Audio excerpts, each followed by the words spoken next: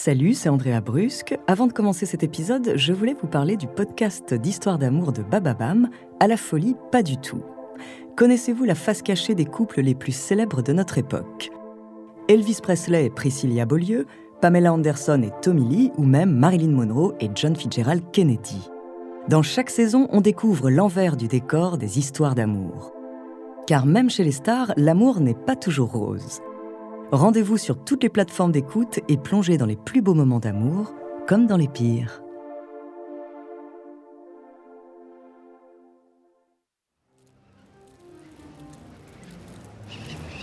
On les distingue à peine dans la nuit noire, mais les baies vitrées sont bien là, au loin, tout contre l'ombre.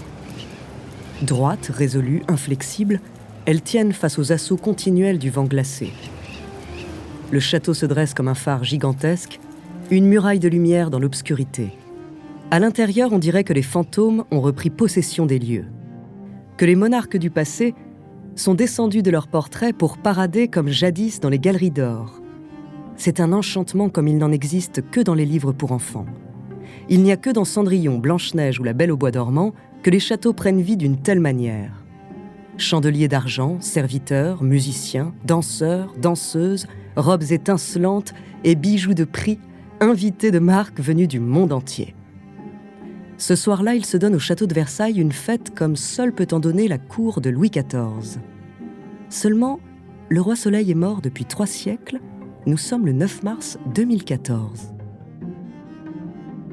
Ce soir-là, Versailles accueille l'anniversaire des 15 ans de l'alliance Renault-Nissan, l'un des partenaires les plus prospères de l'histoire du secteur automobile.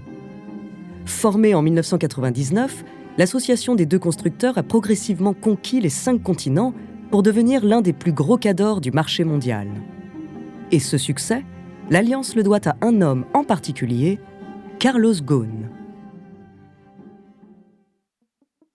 Né au Brésil en 1954, météore de l'industrie automobile en France, Carlos Ghosn a rejoint le groupe Renault en 1996 en tant que directeur général adjoint à l'âge de 42 ans. C'est à lui qu'est confiée la présidence de Nissan lors de la création de l'Alliance 3 ans plus tard. À l'époque, le constructeur japonais est au bord de la faillite et cumule 20 milliards de dollars de déficit. Cette dynamique catastrophique, Ghosn va réussir à la renverser totalement. En à peine 4 ans, le groupe cumulera 15 milliards de bénéfices. Encensé au Japon, admiré par ses pairs et jusque dans les plus hautes sphères politiques, Carlos Ghosn devient l'un des patrons les plus influents du monde. Cependant, et contrairement à ce que la fête grandiose de Versailles en 2014 aurait pu laisser penser, le fabuleux destin de Carlos Ghosn n'a finalement pas pris la trajectoire d'un conte de fées, et il se pourrait même que le roi majestueux ne soit en fait le dragon de l'histoire. Le 19 novembre 2018, à la surprise générale, Carlos Ghosn est arrêté et emprisonné sans attendre à Tokyo dans l'attente de son procès. On l'accuse d'abus de biens sociaux, de blanchiment et même de corruption. Accablante pour l'homme d'affaires franco-libanais, les investigations font état de pratiques très opaques. Et l'organisation de l'anniversaire à Versailles va par exemple se révéler sous un jour particulièrement suspect. C'est le début d'un feuilleton digne des plus grands films d'espionnage.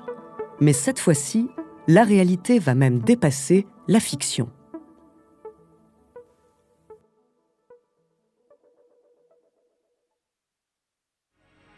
Bonjour, je suis Andrea, bienvenue dans Les Fabuleux Destins. Cet épisode est le premier que nous consacrons aux anniversaires les plus sensationnels de l'histoire. Aujourd'hui, je vous parlerai de l'affaire Carlos Ghosn, dont les conséquences dépassèrent largement les sphères de l'industrie automobile pour gagner celle, autrement plus dangereuse, de la diplomatie internationale.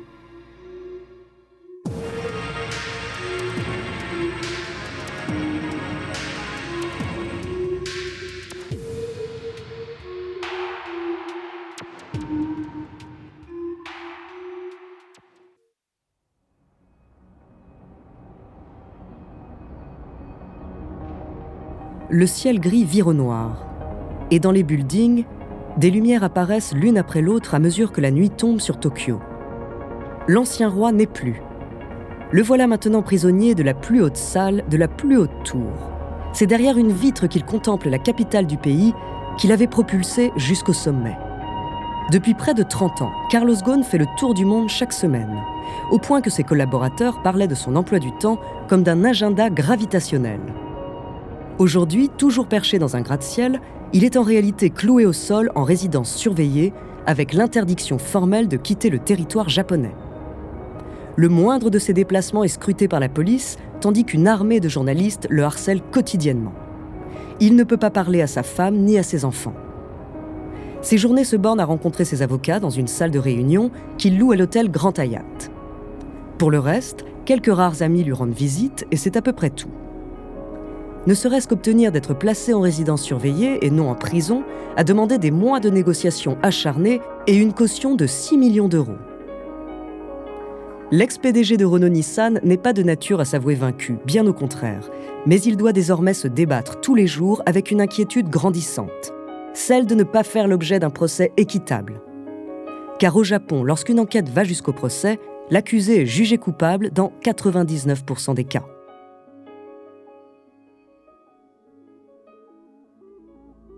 Comment en est-il arrivé là ? Sa réputation d'homme d'affaires brillant et irréprochable se fissure un peu plus chaque jour, laissant voir les éléments troubles de son passé. À ce moment-là, la presse identifie 3 moments clés pour expliquer sa chute. D'abord, en 2007, après le départ de l'historique Louis Schweitzer, il était convenu que Ghosn prenne la présidence de Renault et de Nissan pour seulement quelques mois, le temps de trouver un nouveau patron pour la marque japonaise. Ghosn décide finalement d'assumer seul la présidence des 2 entités. Il cumule des salaires mirobolants, mais aussi des responsabilités colossales. Pour beaucoup de ses équipes interrogées a posteriori, cette décision l'a plongé dans une spirale de travail, le forçant à voyager sans cesse et le privant d'une vision calme et posée sur le groupe. Durant cette même période, 3 employés du siège de Renault se suicident. Mettant en lumière un surmenage généralisé dans l'entreprise et des techniques de management totalement déconnectées de la réalité. Certains salariés travaillent 90 heures par semaine. Enfin, en 2011, l'entreprise française défraie la chronique lorsque 3 hommes haut placés dans la hiérarchie sont anonymement accusés d'espionnage industriel et licenciés du jour au lendemain. Ghosn lui-même dit détenir des preuves de leur culpabilité alors qu'il n'en est rien. L'enquête révèle que les 3 hommes sont innocents. L'image de l'entreprise est donc sérieusement ébranlée entre 2007 et 2012. Mais très bientôt, c'est le PDG lui-même qui devra rendre des comptes. En avril 2019, tandis que la tempête médiatique continue et qu'il ne cesse de clamer haut et fort son innocence, Carlos Ghosn découvre avec horreur que la télévision japonaise diffuse des images de l'anniversaire de l'Alliance donné à Versailles 5 ans plus tôt. Et l'opulence affichée est loin d'être le principal problème ciblé par les médias. Sur les 150 invités, 95 sont des membres de la famille ou des proches de Ghosn, pas des collaborateurs de l'Alliance. Coïncidence ? La date choisie pour l'événement, le 9 mars 2014, était aussi la date du 60e anniversaire de Carlos Ghosn lui-même. Dès lors, si cette fête n'était pas celle d'une entreprise mais celle d'un homme, on peut légitimement se demander pourquoi c'est l'entreprise qui s'est acquittée de l'addition de la soirée, près de 600 000 euros.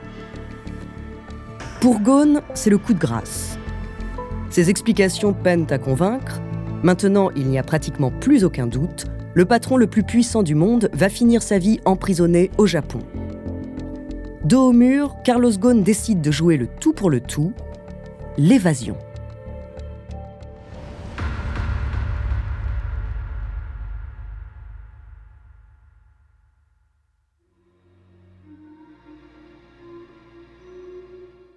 Avant de continuer cet épisode, nous voulions vous remercier pour votre écoute. Si vous voulez continuer de nous soutenir, abonnez-vous à la chaîne Bababam Plus sur Apple Podcast. Cela vous permettra une écoute en avant-première et sans interruption. Ou bien écoutez ce message de notre partenaire sans qui ce podcast ne pourrait exister. On se retrouve tout de suite après.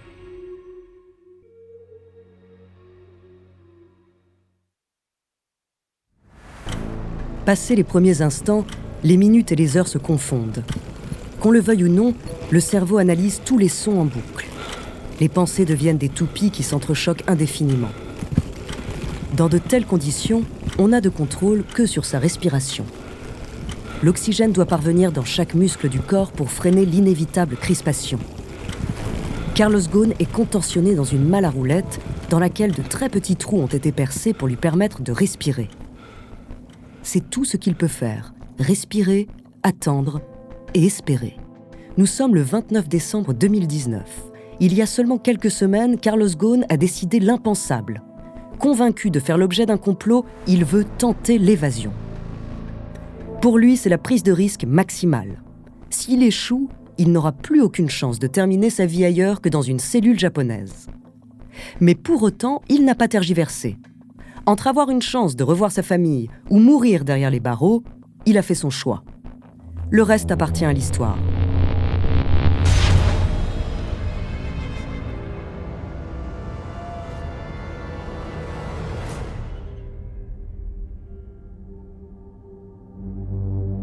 Ce 29 décembre à 14h30, Carlos Ghosn quitte sa résidence à pied et se dirige d'une démarche normale, à visage découvert, vers l'hôtel Hyatt. Jusqu'ici, rien de suspect, c'est sa routine depuis de longs mois. Mais les as de l'évasion le savent, la routine finit toujours par endormir la vigilance des gardiens. Quand il ressort de l'hôtel 1 heure plus tard, Ghosn est accompagné de 4 hommes et là non plus rien d'inhabituel.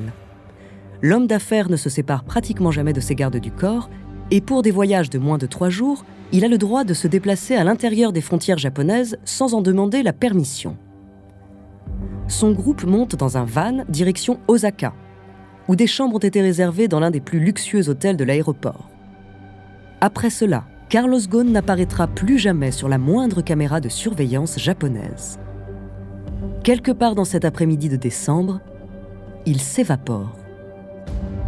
À 21h57, 3 hommes chargés de bagages quittent l'hôtel pour les terminaux de l'aéroport et il n'y a pas de raison de leur prêter d'attention particulière, ce ne sont pas les hommes qui sont entrés avec Ghosn.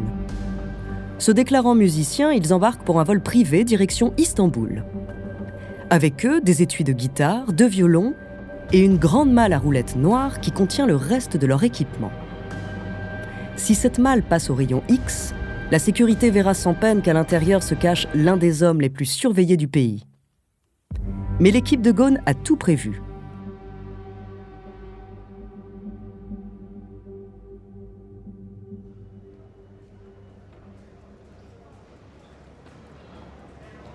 Un ancien des forces spéciales américaines chapeaute l'opération. Il a choisi l'aéroport d'Osaka, l'un des rares au Japon qui ne passe pas systématiquement les bagages en soute au rayon X dans le cadre de vols privés. Il a choisi la date du 29 décembre. L'énorme affluence en cette période de congé sature l'attention des employés. Il a choisi de prendre tous ces risques parce qu'ils ont tous été minutieusement calculés. À l'intérieur de cette malle à peine plus large qu'un cercueil, Carlos Ghosn a de moins en moins de repères, de moins en moins de contrôle sur sa respiration, de moins en moins de lucidité. Petit à petit, il sombre dans un état de conscience modifié. Les dés sont jetés. Rares sont les hommes qui sont sortis vivants d'un cercueil. Mais Carlos Ghosn est de ceux-là. À l'issue d'un voyage interminable et après une escale à Istanbul, il atterrit à Beyrouth dans la nuit. En citoyen libanais, il ne risque maintenant plus rien. Le pays ne possède pas de pacte d'extradition avec le Japon.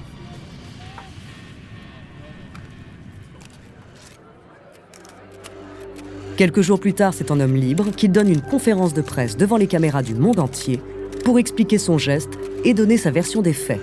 « J'ai été otage d'un pays que j'ai servi pendant 17 ans. »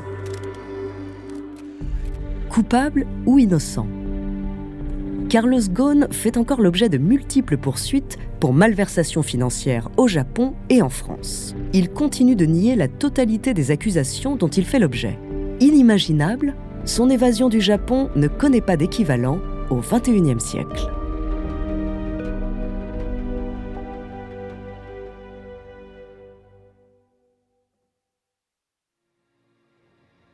Merci d'avoir écouté cet épisode des Fabuleux Destins, écrit par Clément Prévost, réalisé par Matthew Rock. En attendant, si cet épisode vous a plu, n'hésitez pas à laisser des commentaires et des étoiles sur vos applis de podcast préférés.